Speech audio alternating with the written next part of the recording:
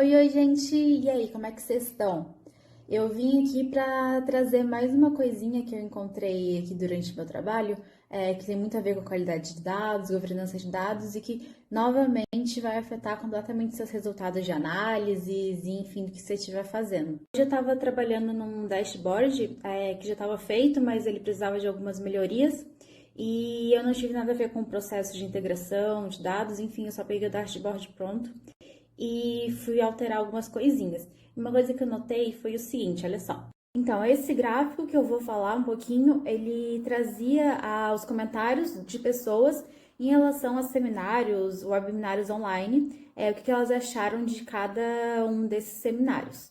Claro que eu alterei aqui os valores e as categorias, né, as opções, mas, enfim, as pessoas poderiam, nesse caso, ter respondido que acharam legal do seminário porque tinha uma informação atualizada, informação relevante para o trabalho. Aí a gente vê aqui organização geral e organização geral novamente. Por quê? Porque aqui a gente tem uma letra maiúscula e minúscula diferente. E, no caso, elas estavam sendo contabilizadas como categorias diferentes.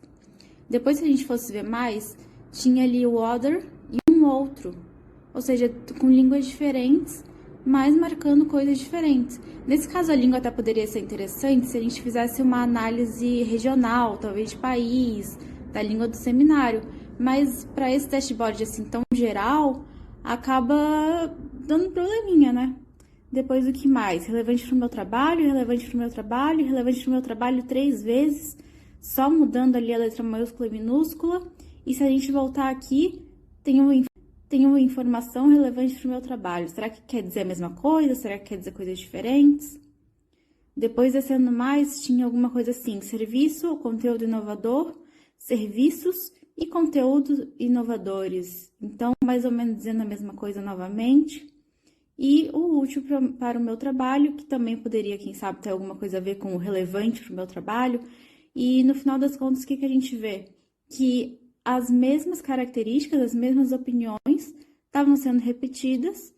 No final das contas, essas quantidades aqui não representam o valor real de cada opção.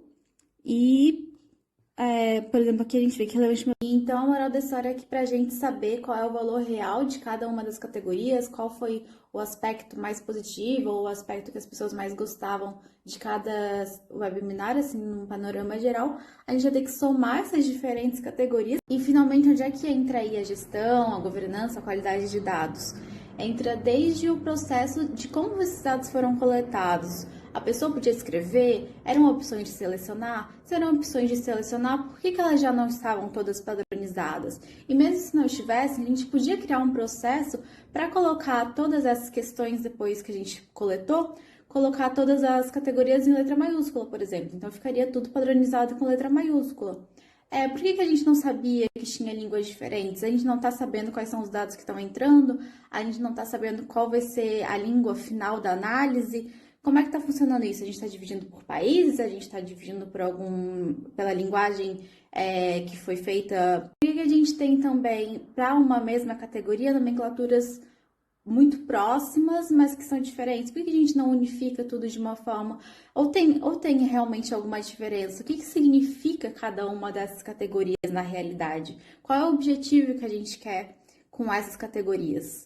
Essas são algumas reflexões aí que a gente tem que ter na hora de criar os nossos processos, desde o momento da coleta, como é que o usuário vai inserir esses dados, até a parte da transformação, como é que a gente vai ter esses resultados, juntar esses resultados, como é que a gente vai analisar depois esses resultados, qual é o objetivo da análise, quem vai fazer essa análise e um monte de coisa aí que a gente tem que pensar justamente na parte de gestão e qualidade de dados.